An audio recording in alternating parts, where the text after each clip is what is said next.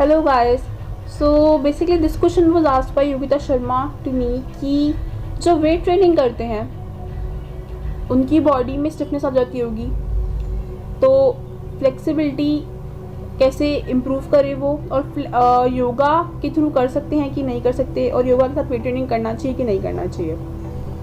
Very nice question Yogita, but ये बहुत बड़ा आंसर होगा इसका। चलो let's I try to answer it कि मैं ब्रीफ में आपको एक्सप्लेन कर पाऊँ। सो ये बहुत बड़ा मिसकंसेप्शन है कि जो वेट ट्रेनिंग करते हैं उनकी बॉडी फ्लेक्सिबल नहीं होती। एक्चुअली देखा जाए तो उनकी बॉडी को उनको फ्लेक्सिबल करना बहुत ज़रूरी है, नहीं तो वो नॉर्मल स्क्वाट्स भी नहीं कर पाएंगे।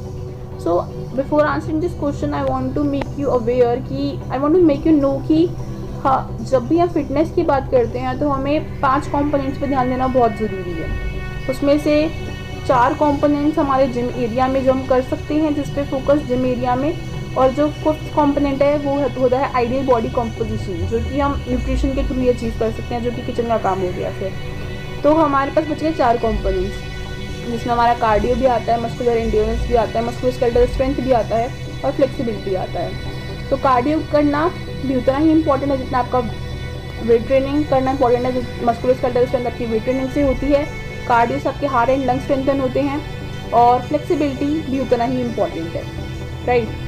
तो रिलेट दिस कंपोनेंट्स टुगेदर। अगर आपके हार्ट एंड लंग स्ट्रेंथन नहीं है, ठीक है, तो आप वेट ट्रेनिंग कर रहे हो, तो आपकी वेट ट्रेनिंग करते हुए आपके स्केलेटल मसल्स को ब्लड एफिशिएंटली सप्लाई नहीं हो पाएगा अगर आपके हार्ट एंड लंग्स स्ट्रेंथन नहीं है। तो कार्डियो उसमें आ गया। कार्डियो के बहुत सारे फ़ायदे होते हैं। मैंने अगर आपको हाइपरट्रॉफी चाहिए तब भी कार्डियो बहुत इंपॉर्टेंट है। New capillarization will discuss in some other video, या फिर मैंने डिस्कस भी करा अपनी प्रीवियस वीडियोज़ में। You can search my insta profile @transform with Tanya. Second component आ गया आपका, ये एंड्योरेंस आ गया। Second component musculoskeletal strength. Weight training भी उतना ही इंपॉर्टेंट जितना कार्डियो, बिकॉज सपोजिंगली आप रनिंग कर रहे हो, आपकी हार्ट एंड लंग स्ट्रेंथन है, बट लेग्स तो यूज़ हो रही हैं। अगर वो लेग्स ही स्ट्रॉन्ग नहीं होंगी तो कुछ टाइम बाद उसमें दर्द होना स्टार्ट हो जाएगा। तो उसको स्ट्रेंथन करना भी बहुत इंपॉर्टेंट है हार्ट एंड लंग्स के साथ। पंप हो रहा है उसमें ब्लड, बट वो स्ट्रेंथन ही नहीं है, वीक हैं, तो कैसे आप भाग पाओगे, राइट। तो यहाँ आता है मस्कुलोस्केलेटल स्ट्रेंथ पे वर्क करना। तो the last component is flexibility. So flexibility हम योगा से इम्प्रूव कर सकते हैं कि नहीं कर सकते। देखिए, योगा इज़ समथिंग, जब आप बोलते हैं योगा के बारे में तो body mind soul connection, so it should be not so fast, it's actually for relaxing the body. And yoga मैं खुद करती हूँ, तो आई कैन से कि स्ट्रेंथनिंग के लिए बहुत सही है योगा, बट आपकी बॉडी उतनी फ्लेक्सिबल ऑलरेडी होनी चाहिए टू परफॉर्म योगा फर्स्ट। तो अगर आपको अपनी फ्लेक्सिबिलिटी इम्प्रूव करनी है then yoga is not the option. You can go for isometric contraction, you can go for fascia stretches.